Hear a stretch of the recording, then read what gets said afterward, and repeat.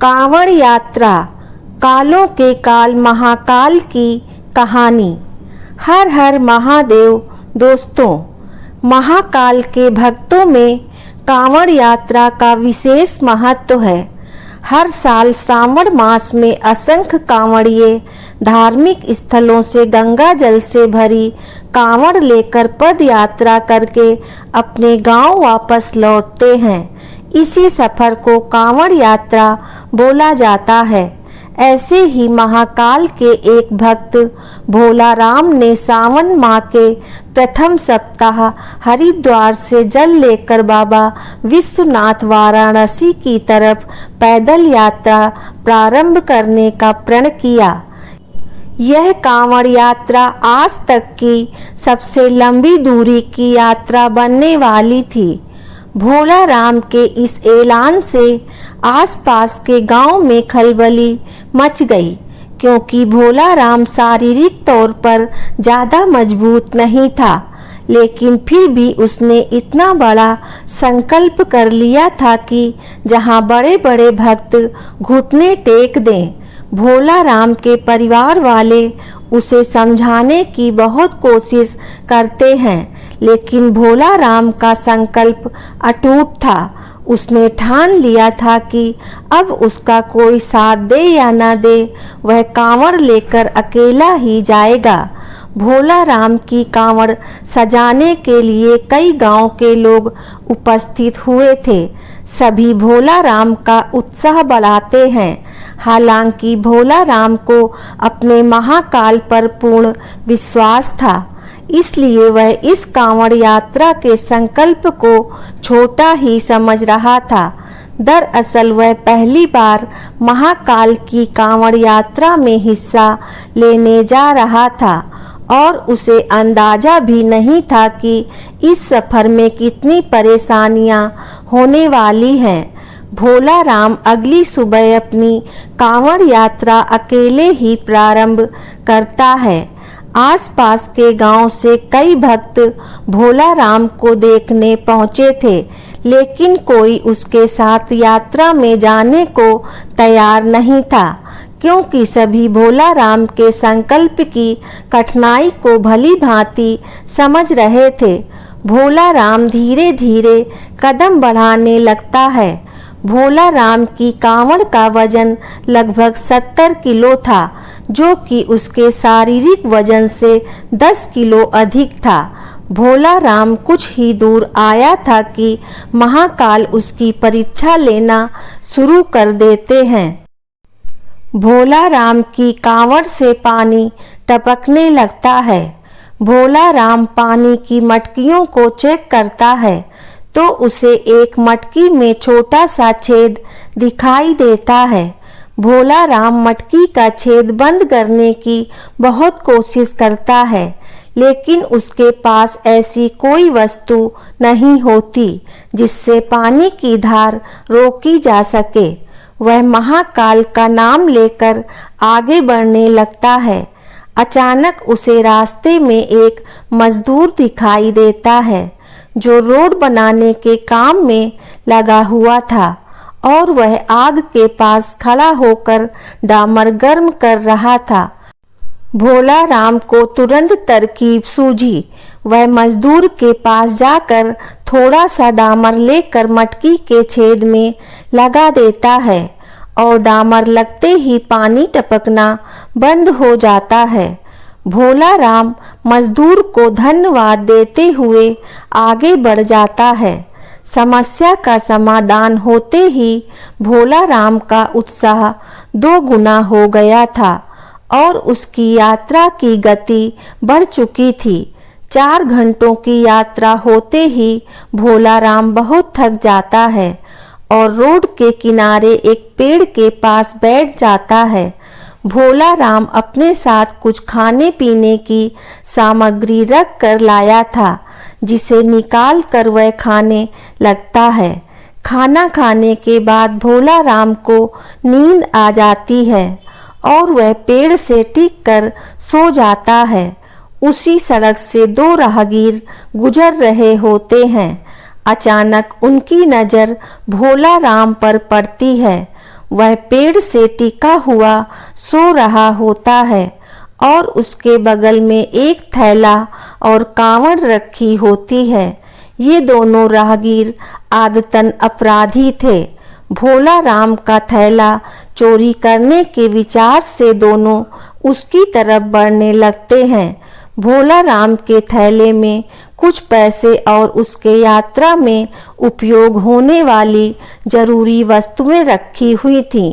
दोनों राहगीर जैसे ही भोला राम का थैला उठाते हैं, दहशत से उनके पांव कांपने लगते हैं, क्योंकि थैला उठाते ही भोला राम के सिर के ऊपर एक बहुत विशाल सांप फन फैलाए खड़ा हो जाता है। सांप को देखते ही थैला छोड़कर दोनों दुम दबाकर भाग जाते हैं। भोला राम को सोते हुए पूरी रात गुजर जाती है। उसे इस घटना की भनक तक नहीं लगती और जैसे ही वह सुबह उठकर देखता है कि उसका थैला थोड़ा दूर पड़ा हुआ है, उसे समझ में आ जाता है कि किसी ने चोरी करने की कोशिश की थी, लेकिन उसे ताज्जुब होता है कि चोरों ने थैला छोड़ क्यों दिया था। भोला राम तुरंत थैले में अपना सामान देखता है। उसे सभी चीजें व्यवस्थित मिलती हैं। वह अपनी नित्य क्रिया करके कांवड़ यात्रा पुनः प्रारंभ कर देता है। भोला राम को महाकाल की यात्रा में आनंद आने लगता था। भोला राम को रास्ते में कांवड़ ले जाते देख कई श्रद्धालु खाने पीने की वस्तुएं और पैसे उसे भेंट करते हैं। भोला राम को सफर करते हुए 8 दिन गुजर चुके थे और अभी तक उसने आधा ही सफर तय किया था। रास्ते भर बारिश की बूंदें भोला राम को थकान का एहसास नहीं होने दे रही थीं। अभी तक तो भोला राम को सफर में किसी खास परेशानी का सामना नहीं करना पड़ा था, लेकिन अब उलझनें बढ़ने वाली थी, क्योंकि बारिश तेज होने लगी थी। नदियों का जल स्तर बढ़ रहा था और अभी भोला राम को रास्ते में कई नदी नाले पार करने थे। भोला राम शारीरिक दुर्बल जरूर था, लेकिन उसके हौसले बुलंद होते हैं।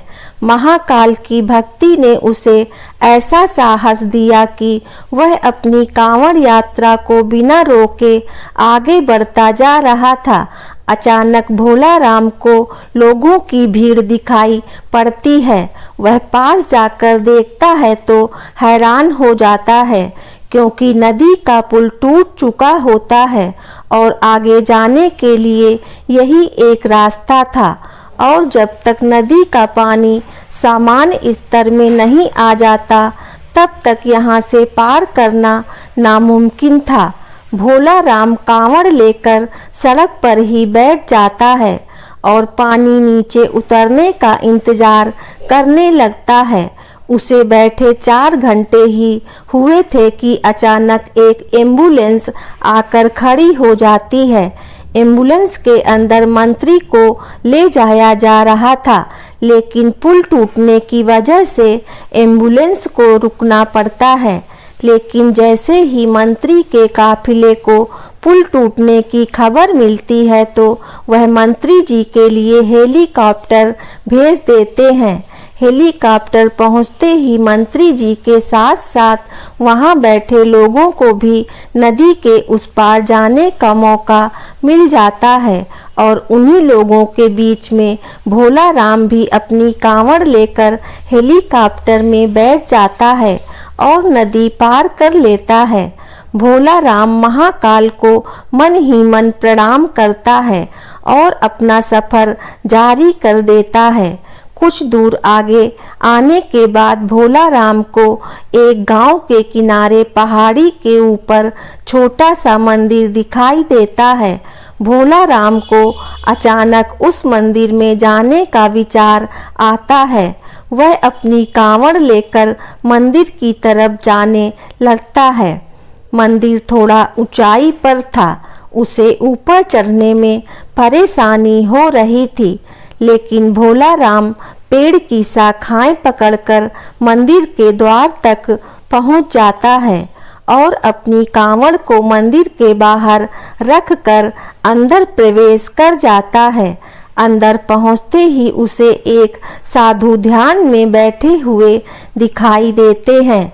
भोला राम की आहट से उनकी आंखें खुल जाती हैं। वह भोला राम को उसके नाम से बुलाते हुए कहते हैं कि भोला राम, लाओ पानी मुझे दे दो, मुझे बहुत प्यास लगी है। भोला राम को ताजुब होता है कि साधु यह कैसे जानते हैं कि मैं मटकी में जल लाया हूँ।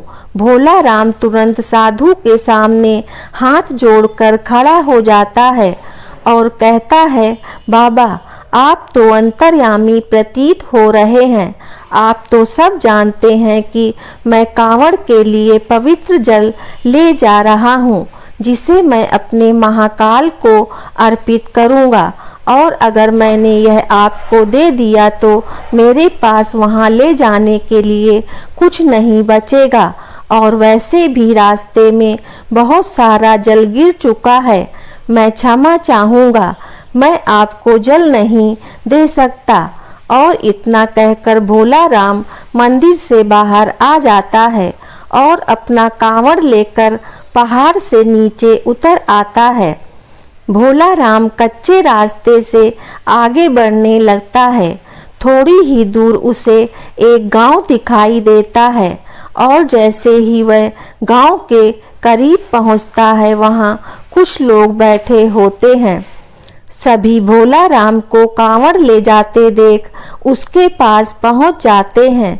गांव के लोग भोला राम को खाने पीने की वस्तु भेंट करने के लिए आगे आते हैं, लेकिन भोला राम उन्हें रोक देता है और कहता है, अगर आप मुझे कुछ देना ही चाहते हैं तो पीछे पहाड़ी पर एक मंदिर है, वहाँ एक साधु भूखे प्यासे बैठे हैं, कृपया करके उन्हें यह सब भिजवा दीजिए।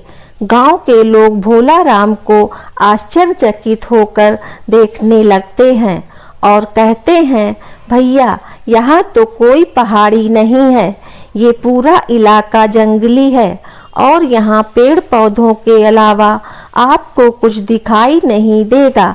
जरूर आपको कोई भ्रम हुआ होगा।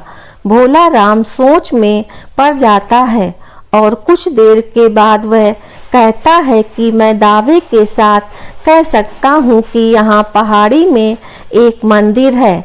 आप सभी मेरे साथ चलिए, मैं आपको दिखाता हूँ। और भोला राम सभी को लेकर पहाड़ी को खोजते हुए चलने लगता है, लेकिन उसे कुछ दूर आते ही एहसास होने लगता है कि वह गलत रास्ते जा रहा है, क्योंकि काफी देर तक चलते हुए उसे पहाड़ी दिखाई नहीं दे रही थी और वह रास्ता भी उसके लिए अनजाना सा लग रहा था। वह गांव वालों से तुरंत कहता है कि आपके गांव आने का इसके अलावा कोई और रास्ता है क्या? गांव वाले मना कर देते हैं और भोला राम को समझाते हैं कि आप भ्रमित ना हो, यहाँ कोई मंदिर नहीं है और ना ही कोई साधु भूखा प्यासा बैठा है। आप अपनी कांवड़ यात्रा पुनः प्रारंभ करें, अभी आपका सफर लंबा है। भोला राम वहीं घुटनों के बल बैठ जाता है और हाथ जोड़कर महाकाल का आवाहन करके जोर जोर से रोने लगता है और रोते हुए कहता है, महाकाल, मैं आपको पहचान नहीं पाया, कृपया मुझे दर्शन दीजिए। मैं जानता हूँ साधु के भेष में आप ही थे। मैं आपके लिए जल लाया हूँ और मैं आपको जल पिलाए बिना यहाँ से नहीं जाऊँगा। और कुछ ही देर में भोला राम के सामने से बड़े बड़े पेड़ों के पीछे अचानक पहाड़ी में मंदिर नजर आने लगता है। गांव के सभी लोग मंदिर को देखकर दंग रह जाते हैं। मंदिर दिखते ही भोला राम कांवड़ लेकर दौड़ पड़ता है और दोबारा उसी मंदिर में प्रवेश कर जाता है। गांव के लोग पहाड़ी के नीचे खड़े होकर महाकाल की महिमा देख रहे होते हैं। मंदिर रहस्यमयी था, जिसे आज से पहले किसी ने नहीं देखा था। भोला राम मंदिर के अंदर पहुंचते ही साधु के सामने अपनी कांवड़ रख देता है।